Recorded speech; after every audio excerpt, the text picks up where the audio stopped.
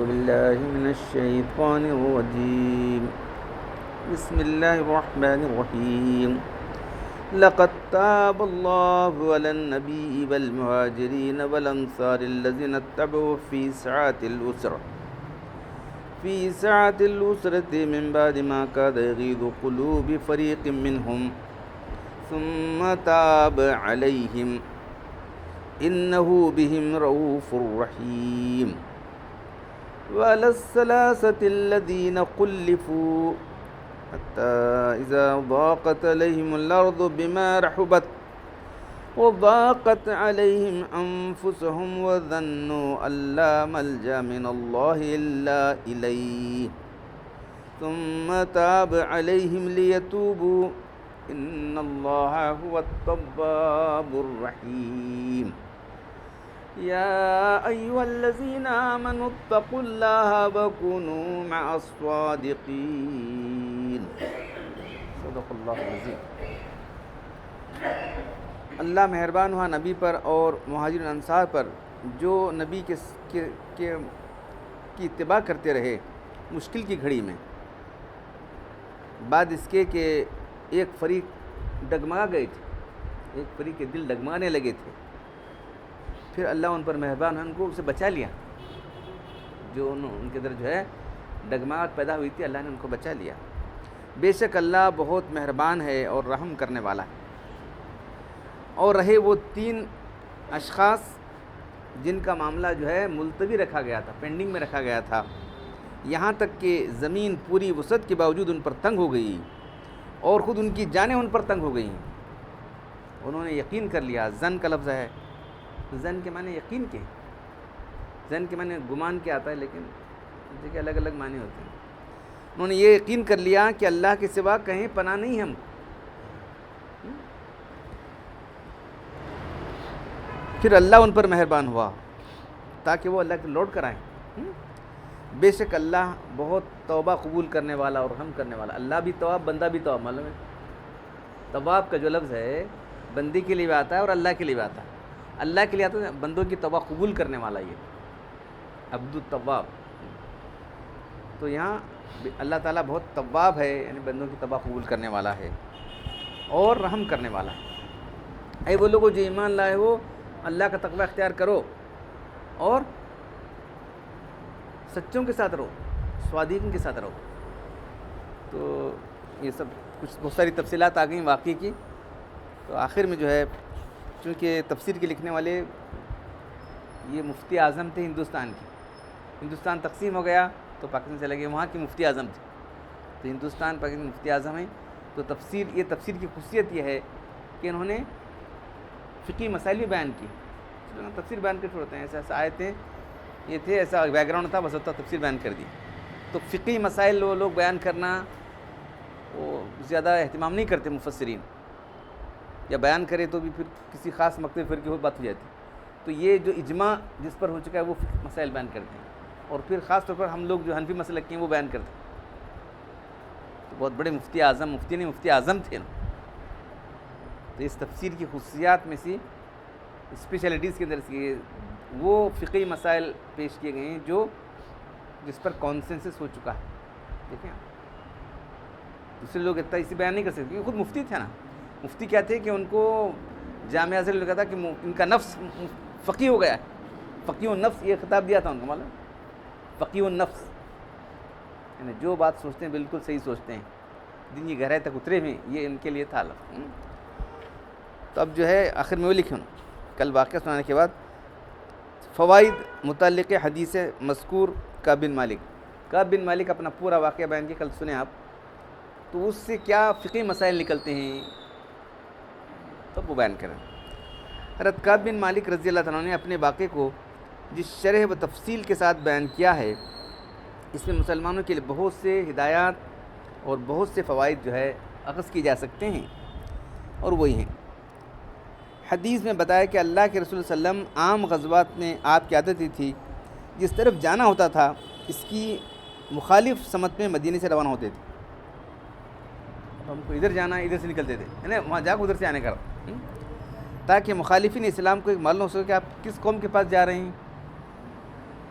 کیونکہ منافقین جا کے ایک دم نیوز پہنچا دیتے ہیں نا، اس لیے اسی کو آپ نے فرمایا الحرب خدعۃ، یعنی لڑائی میں کیا ہے؟ دھوکہ ہے، لڑائی دھوکے سے لڑی جاتی ہے، یہ مطلب لڑائی میں دھوکہ دینا جائز ہے۔ تو دھوکے کا مطلب جو ہے جھوٹ بولنا یہ نہیں ہے، معلوم ہے، لڑائی کا مطلب یہ نہیں ہے۔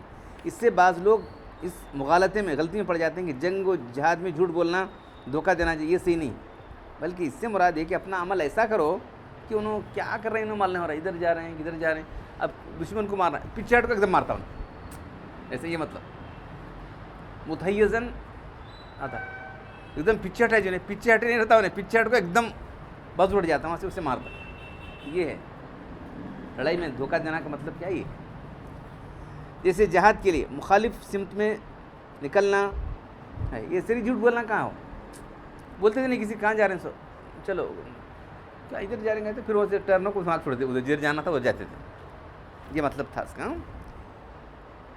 جھوٹ بولنا ہرگز مراد نہیں ہے، جنگ میں بھی ناجائز ہے جھوٹ بولنا۔ اس طرح سمجھنا چاہیے کہ یہ عملی دھوکہ جس کو جائز قرار دیا گیا ہے، اور کوئی ان سے معاہدہ کیے ہم، تو معاہدہ کیے جس کو انگلش میں ٹریٹی بولتا ہے نا، ایک ٹریٹی کیا ہوا ان سے کچھ قول و قرار ہوا ہے، تو اس کی خلاف ورزی نہیں کرنا چاہیے، جنگ ہو کچھ بھی نہیں کرنا چاہیے۔ تو حضرت معاویہ رضی اللہ عنہ کا واقعہ ہے کہ جو ہے کسی قوم سے معاہدہ کیا تھا انہوں نے، تو وہ ابھی مدت ہونے کے پہلے، مدت تو ابھی تھی، ابھی 3-4 دن تھی، وہ بارڈر پر لا فوج جمع کرنے لگے وہاں سے، یاد نہیں آ رہا مجھے، وہ صحابی آ کے بولتے ہیں کہ جو ہے دیکھو وعدے پر قائم رہنا ہے، عہد کی خلاف ورزی نہیں کرنا ہے، تو پھر وہ فوج اٹھا لیا وہاں سے۔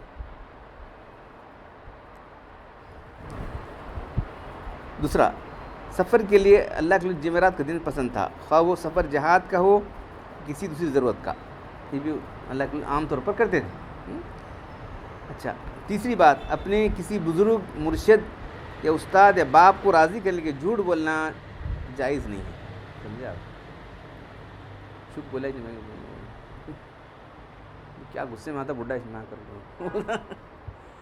اور اگر کسی سے دینی تعلق قائم ہو گیا ہے تو وہاں جھوٹ بول کو نہیں، حضرت ایسا کبھی بولنا نہیں اس، لیکن اپنے بزرگ یا مرشد استاد یا باپ کو راضی کرنے کے لیے جھوٹ بولنا جائز نہیں، اس کا انجام بھی اچھا نہیں ہوتا تھا۔ لوگ سمجھتے ہیں جھوٹ بول کو کیا ہے، بولنا پڑتا صاحب دنیا میں کیا لگا بڑی تمہیں کہہ کر ایسا بولتا نا، یہ غلط ہے۔ تو بہت سے لوگ جو ہے اس میں پھنسے ہوئے، بہت سے لوگ دیندار کرنے والے لوگ، عوام چھوڑو ان کا نہیں۔ رسول صلی اللہ علیہ وسلم کو تو حقیقت حال کا علم مجھے ہوتا تھا، اللہ کی جھوٹ بولے کیا کل اللہ سے معلوم ہوتا تھا، وہی ذریعے سے معلوم ہوتا تھا، وہاں تو چلنے والا نہیں، اس لیے جھوٹ بولنے کا انجام برا تھا، جیسا کہ کعب بن مالک کو دوسرے جو لوگ جن کا معاملہ پینڈنگ میں رکھا تھا وہ معلوم ہو گیا، آپ کے بعد دوسروں کو وہی نہیں آتی، الہام و کشف ہونا بھی ضروری نہیں ہے، الہام سے معلوم ہوا ہے، کشف سے معلوم، وہ بھی ضروری نہیں شاید، لیکن تجربہ شاہد ہے۔ لیکن جھوٹ بولنے کی نوبت ایسی ہوتی ہے کہ ایسے اسباب پیدا ہو جاتے ہیں کہ بالآخر یہ بزرگ سے ناراضی ہو جاتے ہیں۔ یہ دیکھو کیسا بات لکھا ہوں، انہوں کیا آپ کر کو ایسا بول کوئی کر کو گول مول کرنے جاتا ہے، بعد میں جو ہے معلوم ہو جاتا ہے جھوٹ بولاتا ہے، اسباب دوسرے اسباب وہ نہیں، دوسرے اسباب پیدا ہو جاتے ہیں کہ اللہ تعالیٰ ان کو ناراض کر دیتا ہے، اس سے یہ بزرگ سے ناراضی ہو جاتے ہیں۔ نمبر 4، اس واقعے سے معلوم ہوا کہ کسی گناہ کی سزا میں مسلمانوں کے امیر کو یہ حق ہے کہ کسی شخص سے سلام کلام قطع کرنے کو حکم دے، دیکھ رہے ہیں، یہ صرف تربیت کے لیے، تنبیہ کے لیے، ہمیشہ کٹ آف کرنے کا نہیں تھا، تو وہ ایک جملہ نہیں لکھا انہوں نے، صرف تنبیہ کے لیے، تربیت کے لیے سلام کلام، جیسے اس واقعے میں ان 3 لوگوں کا متعلق پیش آیا۔ اس واقعے سے صحابہ کرام کی حضور صلی اللہ علیہ وسلم کے ساتھ انتہائی محبت معلوم ہوتی ہے کہ اس ناراضگی اور اس بائیکاٹ کے زمانے میں بھی غایت محبت سے اللہ کے رسول کی خدمت میں حاضر ہوتے نہیں چھوڑے، انہوں کیا ہے، انہوں تو ایک بڈھے تھے آ سکتے نہیں تھے، نابینا تھے، دوسرے یہ تھے کمزور تھے، انہوں نہیں آ سکتے تھے، اب انہوں تو جوان تھے، برابر آتے رہے، انہوں دیکھتے ہوئے لکھیں کہ میں جاتا تو اللہ کا سلام کرتا، اللہ کے پھر لیتے تھے، صرف میں نماز پڑھتا مجھے دیکھتے رہتے تھے، جب میں نماز پڑھا پوری نماز پڑھتے مجھے دیکھتے تھے اللہ کے رسول، کتنا غور سے دیکھیں گے نا سب۔ غایت محبت سے اللہ کی خدمت میں حاضری دیتے تھے، نہیں چھوڑی۔ کنکیوں سے دیکھ کر آپ کی توجہ اور تعلق حال معلوم کرنے کی فکر کرتے رہے۔ ہاں؟ ذرا کہتے بولے تو کٹ آف ہو گیا، کیا معلوم ہے کہ اس کا تعلق ہی نہیں، دلی تعلق جو ہے صاف صاف اللہ کے رسول نے سلام کا جواب دینا چھوڑ دیا، تمام لوگوں کو بول دیا، تو بھی یہ لوگ آتے رہے۔ ایک معمولی بات بولے تو آدمی منہ پھرک جاتا ہے، کس کی تربیت کیا ہو سکتی ہے، بولا سوچو تو ایک معمولی بات بولے تو ہی آدمی کٹ گیا، تو معلوم ہے یہ آدمی اس لیے ان کا آدمی نہیں ہے، معلوم ہے یہ انہوں آتے تھے جی، انہوں کہاں گئے کیا کر سکتے ہیں بغیر بولے، وہ بھی کچھ ڈانٹ ڈپٹ کرے تو کیا رہتے تھے حال، معلوم ہے ڈانٹتے ڈپٹ کچھ بھی نہیں بولے ہم، ٹوٹل بائک آؤٹ کیا گیا، وہ 50 دن بائک آؤٹ کیا گیا ان لوگوں کا، معلوم ہے پھر بھی آ رہے ہیں، سلام کر رہے ہیں، بیٹھ رہے ہیں، دیکھ رہے ہیں اللہ کو، یہ دیکھو۔ اب اس کے بعد کعب بن مالک کے گہرے دوست، ان کے چچیرے بھائی قتادہ جا کو بولتے ہیں کہ جو ہے میں تمہارا بھائی ہوں، تمہارا دوست ہوں، کیا ہم کون ہیں؟ سلام کا جواب نہیں دیا انہوں نے، کیونکہ اللہ کو بولے نا ان سے بیکٹ کرو، بولیں گے اور کرے، پھر اور سلام کر رونے لگے وہاں سے۔ دیکھو بھائی اللہ رسول جانتا ہے ہم کیا جانتے ہیں، تجھ پکڑو اللہ کے رسول کی بات کو کتنا پابندی سے چلتے تھے، یہ انہوں نے کیا بولیں، بولے ہمیں آؤ باتیں کرنے پڑیں گے، ایسا نہیں کیا۔ دیکھو اللہ کے رسول کی بات کا کتنا احترام تھا ان لوگوں کو، کوئی جواب نہیں دیا، نہ کوئی کلام کیا۔ ظاہر ہے کہ کسی دشمنی نہیں تھی، دشمنی بھی نہیں، بغض نہیں، بلکہ اللہ کے رسول بولیں بس تمہارے سے بات نہیں کرنا، ہم نہیں کر رہے۔ اس سے معلوم ہوا کہ اللہ کا بنایا ہوا قانون صرف لوگوں کے ظاہر پر نافذ نہیں ہوتا تھا، بلکہ دلوں پر بھی حکومت ہوتی تھی۔ اللہ بولیں بھائی نے کان دیکھنی، اللہ کان دیکھنی، آؤ کیا بولے دو ہمیں، ہمارا میں اچھے رہنے کا کیا بولتے ہیں، یہ پالیسی چلتی نہیں،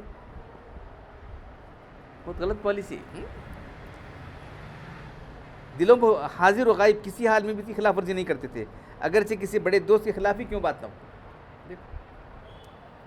اب 7واں، کعب بن مالک کے پاس بادشاہ غسان کا خط آتا ہے، تو دیکھو ارے کچھ سنا، ارے دیکھو میری قدر نہیں کی، میری قدر کہاں ہے، دیکھو وہاں ہے، فوراً ارے یہ کیا ہو رہا، ایک بلا سے دوسری بلا، یہ تو ہم کو دین سے کاٹنے والی چیز ہے، لیکن دکان میں تھا، چولہا جل رہا تھا، چولہے میں ڈال دیا فوراً ہی خط کو لے کے۔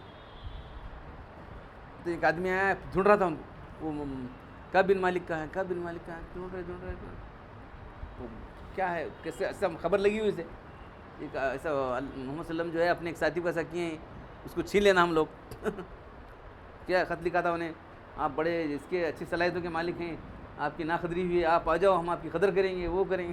دیکھو چھوڑ، اللہ کے لیے ادھر نہیں چھوڑے انہوں، لے جا کے وہ خط کو جو ہے چولہے میں ڈال دی۔ تو کتنا اللہ کے بارے میں ان کا تعلق تھا، پختگی تھی، دیکھ رہے ہیں۔ اللہ کے اور تمام مسلمانوں کے مقاصد سے پریشان ہونے کے عالم میں بھی ایک بڑے بادشاہ کے لالچ دلانے سے ان کے دل میں کوئی رجحان نہیں پیدا ہوا۔ ارے وہ کافر بادشاہ ہے، ہمارے دین کا دشمن ہے، ہم کیوں جائیں گے؟ کب بھاگتا آدمی، ذرا کہتے وہ جلدی بھاگ جاتا ہے، اتنا بڑا فرق ہے، دیکھ رہے ہیں آپ۔ اب قبول توبہ کے بعد ابو بکر صدیق، عمر فاروق اور عام صحابہ سب دوڑتے، بشارت دینے دوڑ رہے ہیں، دیکھو کوئی بات کرنے سلام نہیں کر رہا ہے، جب توبہ نازل ہوتی سب دوڑ رہے ہیں، سب سے پہلے سب کلام و اخلاص اوپر سے پہاڑ پر چڑھ کو بول رہا ہے، تمہاری مبارک ہو، دیکھو کیا منظر ہے، دیکھ رہے ہیں۔ اللہ کا آرڈر تھا، اللہ کا رسول صلی اللہ علیہ وسلم کا آرڈر تھا، بات نہیں کرنا، نہیں کرے۔ اب توبہ آ گئی، آرڈر جاؤ ملو، جاؤ ان کو مبارکباد دو۔ مقاطعہ کے زمانے میں سب کے دلوں میں ان کے لیے محبت تھی، تعلق تھی، صرف آرڈر ہے بلکہ، مگر حکم رسول کے سامنے سب کو چھوڑ دیا تھا۔ جب یہ آیت نازل، توبہ کی آیت نازل ہوئی تو ان کے تعلقات کا اندازہ ہوا کہ واقعی دل سے چاہتے تھے۔ اب اس کے بعد صحابہ کرام کا حضرت کعب کی خوشخبری دینے، مبارک دینے کے لیے جانے سے معلوم ہوا کسی خوشی کے موقع پر اپنے دوستوں اور احباب کو مبارک دینا بھی ثابت ہے۔ کچھ خوشی کا موقع ہے تو اصل میں دینی خوشی، حج ہے، عمرہ ہے، وغیرہ ہے، لیکن اللہ کے رسول سے جو ہے وہ جو احادیث مصافحہ معانقے ہیں، تو معانقہ صرف سفر میں جاتے وقت، سفر سے آنے کے بعد کیا ہے آپ نے، اس کے بعد کسی جگہ نہیں۔ اب معانقہ بہت ہوتا ہے، یہ معانقہ گلے ملنا، جو معانقے کی حدیثیں ہیں وہ سفر سے آنے کے بعد ہی آپ نے معانقہ کیا ہے۔ عید کے موقع پر ہے، کسی اور موقع پر ایسی چیزیں نہیں ثابت ہیں آپ سے۔ شادی میں تو دلہا کے بعد سب لوگ کہتے ہیں ہر ایک گلے مل رہا ہے، کیا کرنا، کہ نکال پھینکنا، چلو مل رہا نہیں، ثابت نہیں ہے بس. اب اس کے بعد کسی گناہ سے توبہ کے وقت مال کا صدقہ کرنا، گناہ کے توبہ تو ہو گئی، پھر بھی گناہ کے اثر کو زائل کرنے کے لیے بہت بہتر ہے، مگر تمام مال خیرات کرنا شریعت کی نگاہ میں پسندیدہ نہیں ہے. 1/3 زیادہ کرنا بھی پسند نہیں فرمایا، 1/3. بعد میں دیکھو پھر اور مانگتے بیٹھنا ہے کون سا. دیکھو شریعت میں کہ تمام احکام بہت بیلنس ہے. اب اس کے بعد آخری آیت کے بارے میں فرما رہے ہیں، یا الذین آمنوا اتقوا اللہ وکونوا مع الصادقین. سابقہ آیات میں جو واقع تخلف یعنی پیچھے رہنے کا عن الجہاد کا بعض مخلص لوگوں کو پیش آیا تھا، پھر ان کی توبہ قبول ہوئی، یہ سب نتیجہ کس کا تھا؟ ان کے تقوی اور خوف خدا کا تھا، ان کی توبہ قبول ہونا. اس لیے اس آیت میں عام مسلمانوں کو تقوی کی ہدایت کی گئی، اور کونوا مع الصادقین میں اس طرف اشارہ کیا کہ صفت تقوی حاصل کرنا ہے تو صالحین اور صادقین کی صحبت میں رکھنا چاہیے، اور عمل میں ان کی موافقت کرنا چاہیے. اس میں اشارہ یہ ہوا کہ جن حضرات سے یہ لغزش ہوئی یہ لوگ منافقین کی صحبت اور مجالست اور ان کے مشوروں کو دخل تھا. تو تمہاری دوستی کس سے؟ منافقین سے نہیں، تو وہ گئے کام سے گئے سمجھ لو. سب گمراہ فرقوں سے تمہاری دوستی ہے. اس لیے ہم بول رہے ہیں کس سے تعلق رکھنا، دلی تعلق. دیکھو ظاہری تعلق تو کس سے بھی رکھ سکتا ہے، کافر سے بھی رکھ سکتا ہے. دکان ہے بیچارہ، دکاندار ہے، گئے لیے سامان، وہ چلو ادھر رہی ہنگ ہونگ یہ سب باتیں کر سکتے. دلی تعلق کس سے؟ دلی تعلق صرف اہل ایمان سے، اللہ والوں سے ہونا چاہیے. تو منافق اتنے بھرے میں آپ حیران رہ جائیں گے. جو آدمی اتنے بڑے دعوے کر رہا ہے کتنا بڑا منافق ہے اندر. ہم کو بھی کشف علم نہیں تھا، لیکن لوگ بولتے ہیں انہیں ایسا آپ نے بہت واقعہ بولتا ہوں اسے ایسا ہے، دیکھو تمہیں کیا سمجھے بس. تو جو ہے منافقین کی صحبت اور مجالست کی وجہ سے ایسے مخلص صحابہ کا معاملہ یہ ہوا ہے. تمہارا کیا ہے؟ تو کسی منافق سے اور گمراہ فرقوں سے تمہارا بالکل تھوڑا رجحان بھی تمہارا نہیں ہونا چاہیے. بول رہا ہوں تو میں بات کوئی غلط نہیں بول رہا ہوں آپ کو. ان کے مشوروں کو دخل تھا. اللہ کے نافرمانی کی صحبت سے بچنا چاہیے، اور صادقین کی صحبت. صادقین کیا ہے؟ وجہ بول رہا ہوں. صدق جو لفظ ہے قول کے لحاظ سے سچے ہونا، عمل کے لحاظ سے سچے ہونا، اور نیت کے لحاظ سے سچے ہونا، سمجھا، اور جذبات کے لیے سچے ہونا. کیا چپ رو نہیں دکھا رہا یہ وہ نہیں ہے. کیفیت بھی اس کی سچی ہونا چاہیے،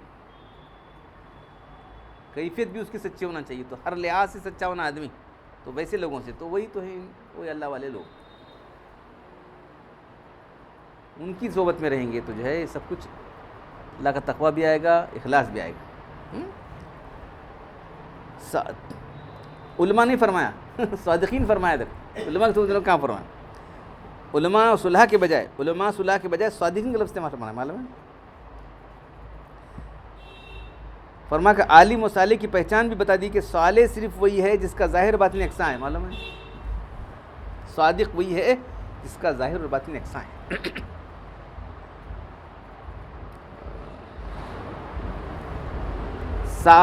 ایک ساعت صحبت باولیاء فرماتے ہیں، یہ تھوڑی سی دیر اللہ کے دوستوں کے ساتھ بیٹھنا بہتر از 100 سال طاعت بیریا. 100 سال کی تمہاری عبادت بغیر ریا کی عبادت بھی ہے تو ان کے ساتھ بیٹھنا یہاں وہ بہتر ہے. ان کی سوچ میں اخلاص پیدا ہوگا، تقویٰ تمہارے میں آئے گا، حق اور باطل کی تمہارے میں فرق آئے گی.